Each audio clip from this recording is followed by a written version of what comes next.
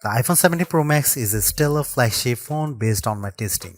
You get a more powerful zoom camera, better sustained performance, and the longest iPhone battery life ever, a head-turning design.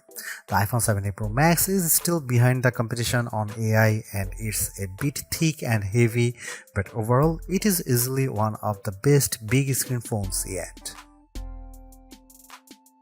The iPhone 17 Pro Max will not be ignored. It sports a love it or hate it design that takes the camera bar across the entire back of the phone, and it comes in a cosmic orange color you can see from space. But this flagship brings more to the party than just a bold new look. That ultra-wide camera bar houses a powerful new 48MP telephoto lens for better zoom shots, and Apple delivers better sustained performance thanks to a new vapor chamber cooling system that enables the blazing A19 Pro chip to keep going strong when you are playing intense games. And in a bigger battery, a less reflective display, and a tougher design on the front and the back, plus a nifty new selfie experience, and you have one of the best phones money can buy. But I have some pretty big complaints too. Here is my iPhone 17 Pro Max's review. The iPhone 17 Pro starts at $1,199 for 256GB of storage, and that price goes all the way up to $2,000 for 2TB of storage. This is the first time Apple is offering 2TB in an iPhone. The iPhone 17 Pro Max is available for pre-orders now, and the release date is September 19. Apple took a risk with the iPhone 17 Pro Max redesign, and I actually think it pays off. What was just a camera bump in the top left corner is now a mammoth camera bar that Apple calls the plateau. Some may not like it, but to me it actually feels more pro. And this area houses more components than before, so Apple could give the Pro Max a larger battery. Apple also ditched the titanium band for an aluminum unibody design because aluminum is lighter and 20x more thermally conductive, and that means the iPhone 17 Pro Max should feel cooler in your hand. The rounded edges of the phone have a soft touch feel to them, making the phone less slippery to hold than the iPhone 16 Pro Max. The iPhone 17 Pro Max is made tougher too. The 6.9-inch display is protected by Ceramic Shield 2, which has 3x better scratch resistance, and there is Ceramic Shield on the back that's 4x more resistant to crack than the previous glass. The Ceramic Shield back gives the Pro Max a two-tone design, which I really like, and it's more pronounced on the Cosmic Orange model than the Deep Blue model I tested. And you can also choose silver, but Apple oddly omitted black from this year's color options. Unfortunately, the iPhone 17 Pro Max is thicker and heavier than the iPhone 16 Pro Max. It measures 6.43 by 3.07 by 0.34 inches and weighs 8.22 ounces compared to 6.42 by 3.06 by 0.32 inches and 7.99 ounces. By comparison, the Galaxy S25 Ultra is 6.41 by 3.06 by 0.32 inches and just 7.69 ounces. The new iPhone 17 Pro Max is ready for bright sunny days thanks to a brighter 6.9-inch OLED panel that's rated for 3000 nits of peak brightness, up from 2000 on the 16 Pro Max. There is also an improved anti-reflection layer, which means you'll get less glare on the panel when you are watching movies or surfing the web. When I held the iPhone 17 Pro Max or 16 Pro Max in my hand and turned the phones in direct sunlight, I noticed less reflections on the newer iPhone. When I put the iPhone 17 Pro Max next to my S25 Ultra to play one battle after another trailer, Samsung's phone looked a bit brighter but suffered from slightly more glare. In our test, the iPhone 17 Pro Max reached a slightly higher 1899 nits compared to the Samsung's 1860, but the Pixel 10 Pro XL blew them both away with 2555 nits. The iPhone 17 Pro Max also fell behind the Galaxy and Pixel in color reproduction, reaching just 77.6% in the DCI-3 color space test. And its colors aren't as accurate as what you would get on either S25 Ultra or Pixel 10 Pro XL.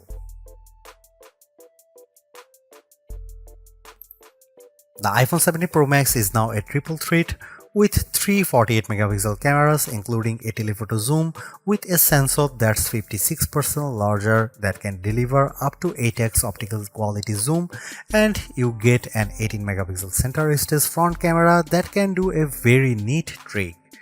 Here are some camera samples of the iPhone 17 Pro Max.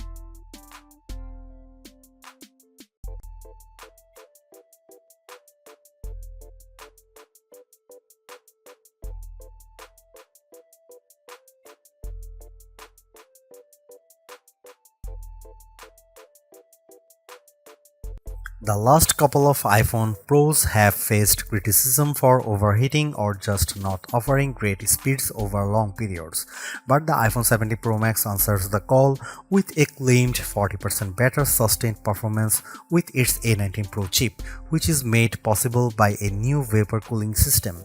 The A19 Pro packs a 6-core CPU and 6-core GPU, complete with neural accelerators for each core. The idea is to give you better performance when doing things like generating AI images. Sure enough, I found that Image Playground generated images 3 to 4 seconds faster on the iPhone 17 Pro Max versus 16 Pro Max. The iPhone 17 Pro Max flies through demanding games like Destiny Rising. The action remained fluid with multiple enemies on screen, and the graphics and lighting effects look stunning. On Geekbench, which measures overall performance, the iPhone 17 Pro Max beat the Samsung Galaxy S25 Ultra on the single and multi-core portions of the test. The new iPhone also finished our video transcoding test 30 seconds faster than Samsung's device.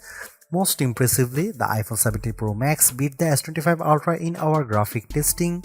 After Samsung had pulled ahead over the last couple of years on 3D Mark Solar Bay Unlimited, we saw frame rate of 46.6 compared to 42.4 FPS for the Samsung.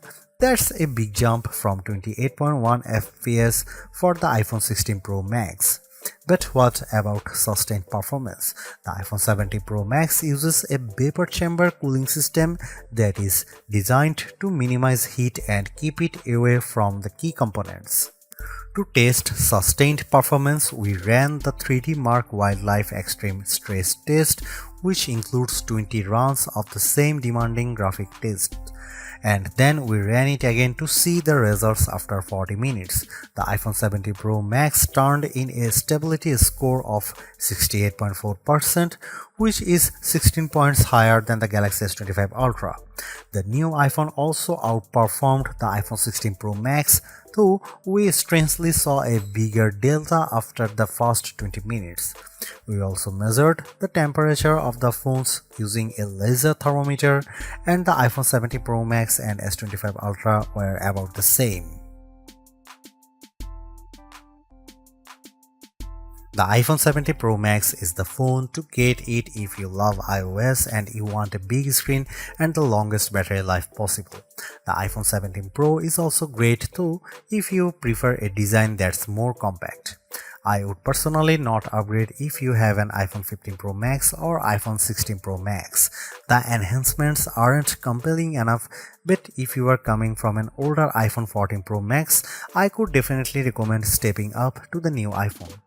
You will enjoy a larger and brighter 6.9-inch display on Apple's newer phone, considerably faster performance, a tougher design, longer battery life, a better and smarter center stage front camera, and other perks like audio mix for your videos.